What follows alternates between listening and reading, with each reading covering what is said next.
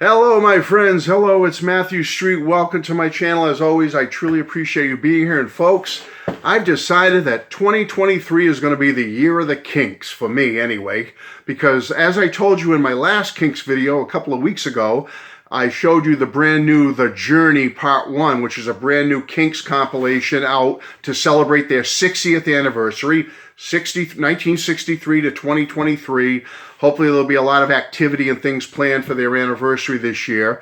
I showed you that album, and I've decided, folks, you know what? I'm going to do several Kinks videos this year in celebration of this milestone of a band that I happen to personally love very, very much. Any of you that watch my channel, you know they're one of my favorite musical acts of all time. The Beatles were always the first, way back when I was a little kid in the 60s, as you know. But the Kinks were one of the first soon thereafter that I became very engrossed with and very much a fan of the band. And like I said, I think I showed you in my last video, this was my first Kinks album.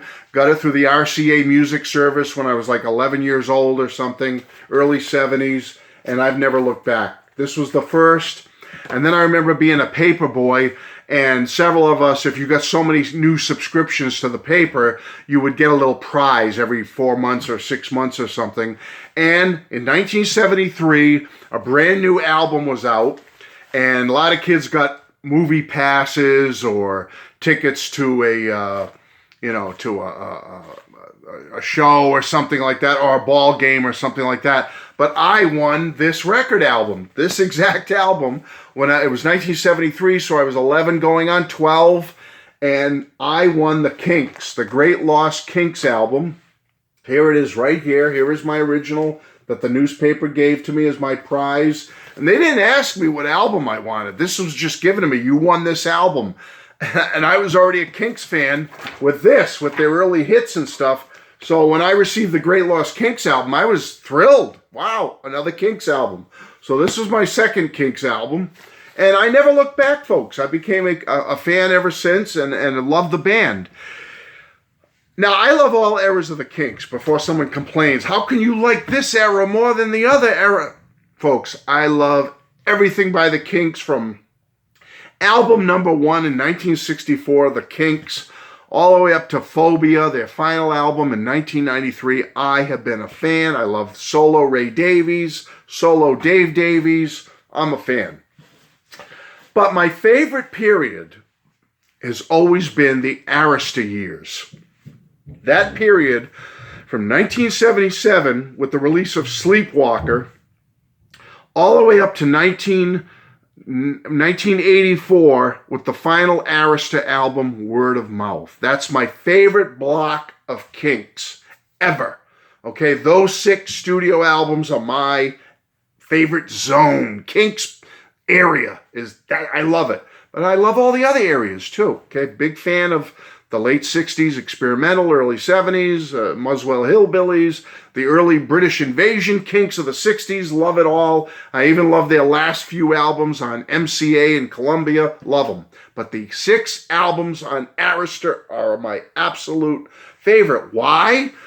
That was the peak period for me, folks, because from 77 till 84, I was a 15-year-old going on 16, right up to being 22, going on 23. That prime real estate area for being a rock and roll music fan, 15 to 23. That was the period, you know what I mean? And that was the period when the Kinks, who had been kind of down and out, when I say down and out, they were kind of out of the mainstream, out of the really commercial music consciousness, coming into those mid-70s periods. But in 1977 with Sleepwalker, that is when they were starting to make a major, major comeback. And I rode that wave all the way into the shore, folks. I loved it. So I decided, I love all 6 of these albums. They're all B+ or better for me, okay? I love them all. So doing this ranking was kind of pointless because tomorrow they could all shuffle around again and be different, but I just wanted an idea to celebrate the Kinks. Again, 60th anniversary. I'm going to do several Kinks videos this year, as I said. So I'm going to rank all 6 of these studio albums, talk about them a little bit, give you some details, some facts, and hopefully it will spark you to check out the Kinks. If you haven't already, I would assume most of you love the Kinks like I do. All right, so number 6 from the Arista years, still in the shrink, still with its kissy lips hype sticker, is Word of Mouth. This one came out in November of 1984. It was the final one on Arista. And this is just a wonderful album. I love it. But I had to put something at number 6. It had the singles on it. Do It Again. Great rocker. Summer's Gone. Great song. And the real big socially known song on here is from The Sopranos, Living on a Thin Line. Who remembers that one from The Sopranos? It kind of brought new life to that song and to the Kinks when it was featured on that TV show. This is a great album, but it was the final one on Arista, and it did the worst of all 6. It only made number 57 on the charts. This was also the album where Mick Avery, original Kinks drummer, was gone. He's only on 2 or 3 songs on this album. Bob Henrit, who used to be in Argent, took over on drums full-time as a full-time Kink till the end of their recording career on this album. So Bob took over. Mick Avery was gone. It was the end of an era. I love this album. There's a lot of great tracks on it. Like Sold Me Out, Do It Again, Going Solo, Good Day. Excuse me. As I said, Word of Mouth, Missing. It's just Living on a Thin Line, like I said, classic. It's just a great album. I love it, but something had to be number 6. So, Word of Mouth. All right, number 5 from 1977, came out February of 77, is Sleepwalker. This was the first one on Arista Records. Singles were the song Sleepwalker and Jukebox Music.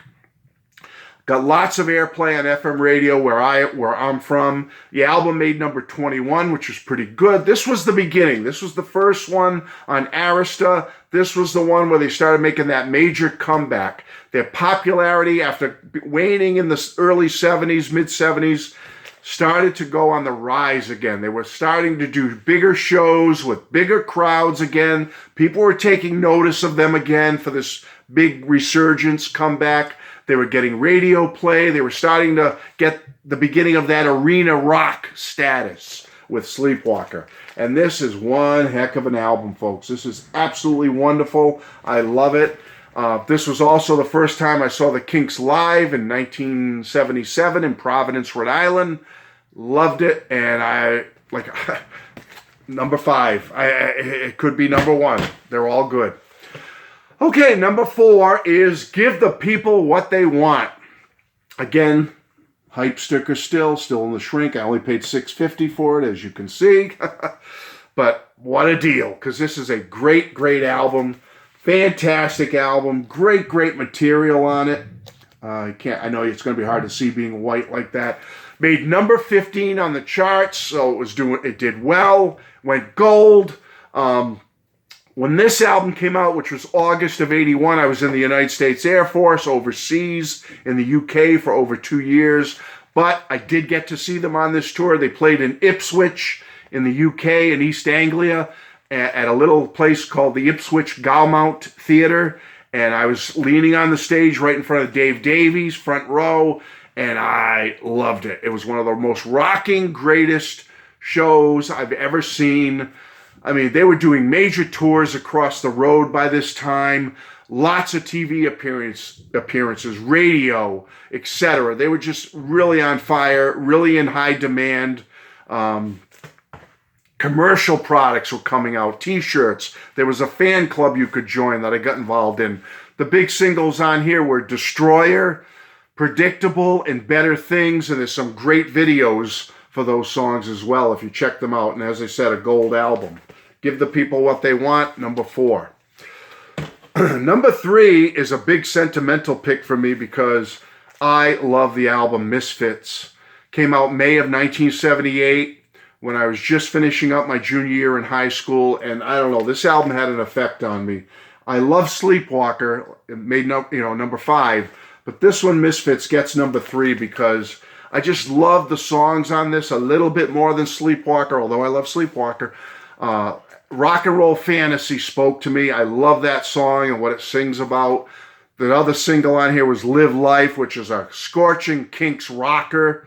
And also I saw them again a year later on this tour in 1978 in Providence, Rhode Island at the Providence Civic Center. So I don't know what to say. They were continuing to grow after Sleepwalker. Now they're getting more and more popular. They're building towards something bigger. Lots of touring, lots of radio airplays. You know, their plays on the radio was rising, especially on FM rock radio with this album. And it made number 40 on the charts, so it did pretty good. All right, my number 2 album. It's the one after Misfits, and the zenith was soaring for the Kinks by 1979 with Low Budget. This album came out July of 79, right the month I went in the United States Air Force after graduating high school in May. Month later, boom, I'm in the U.S. Air Force and getting ready for my career and my future as an adult, finally. Anyway, Low Budget came out right around that time. What a great album. July 79, the hot summer. Wish I Could Fly Like Superman was the big single on here. A Gallon of Gas, which you can listen to the lyrics of A Gallon of Gas now with what was going on during COVID with the gas prices, and it's so relative and so pertinent to today, what Ray is singing about. Catch Me Now I'm Falling was a FM hit. It was such great success. It made number 11 on the charts. It went gold. Yeah, they were doing lots of radio spots, lots of TV, bigger shows, more sellouts. And as a result of this album and the subsequent big tour they did, 79 into 1980, they came out with this album, which I'm not ranking, but One for the Road, the big double album that came out a year later after Low Budget. This album did well. For a live album, 1980 went gold, number 14 on the charts. So popular. This album is so loved by so many rock and roll fans. So although I'm not ranking it because it's a live album, it kind of fits with Low Budget because it's the Low Budget tour. And it did very well. It sold well and continued to push the Kinks forward. All right, number 1. And it might surprise some people, but for me, this is my number 1. State of Confusion from June of 1983. I love this album. It made number 12 on the charts, and it brought them their biggest hit single ever. They had 2 songs that made number 6 on the Billboard charts. Tired of Waiting for You, way back in the 60s during the British invasion period, and Come Dancing. There's the hype sticker, still in the shrink. Come Dancing made number 6, one of their biggest singles ever. Don't Forget to Dance made top 40. That was a big hit. It's just the State of Confusion video, the Don't Forget to Dance video, the Come Dancing video, classic videos. Absolutely, absolutely great. It's just, I love this album. It cemented it for me that this band was timeless and they would always be pinnacle of their success, of their comeback success, because like I said, Word of Mouth, my number 6, that was a little step down, only made number 57, as I said. This was the pinnacle. This was, like I said, sellout shows, radio play, TV appearances. The Kinks reached their zenith of secondary success after coming out in 1964 in the United States, and they deserved it, and they did so well with this album, and I love it. I love Come Dancing. I love all the songs on this album. It's my number 1, my favorite of the Arista years. So, that's it, folks. Just a quick video, just an excuse to make a Kinks video and share it with you. I love the Kinks. Let me hear what you think of the Arista years. Do you love them? What are some of your favorite albums? Do you like Come Dancing? That's one of my favorite songs. Tell me some of the other songs that are your favorites. The Kinks rock, folks. They rock. I love them, and I'm so happy you're here. Love you all. Bye-bye.